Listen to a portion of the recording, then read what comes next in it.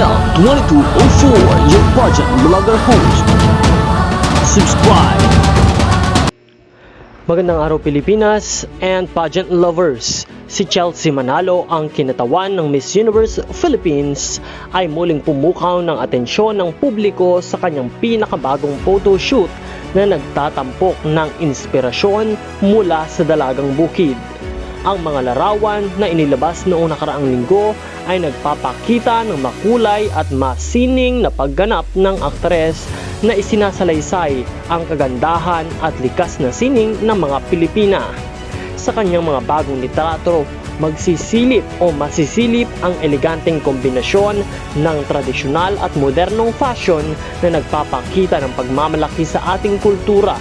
Ang tema ng Dalagang Bukid ay nagbibigay daan sa isang masining na representasyon ng isang dalaga na puno ng kasimplihan at karigtan, na sinusuportahan ng mga makukulay na kasuotan at katutubong disenyo. Ayon sa pahayag ni Chelsea, ang ideya ng kanyang photoshoot ay nagmula sa pagnanais na ipakita ang tunay na kagandahan ng mga Pilipino at itaguyod ang ating mayaman na pamana sa pamamagitan ng sining. Ang mga larawan ay tumatanggap ng papuri mula sa mga tagahanga at eksperto sa pasyon, na nagbibigay diin sa kanyang kahusayan bilang isang ambasadores ng kulturang Pilipino.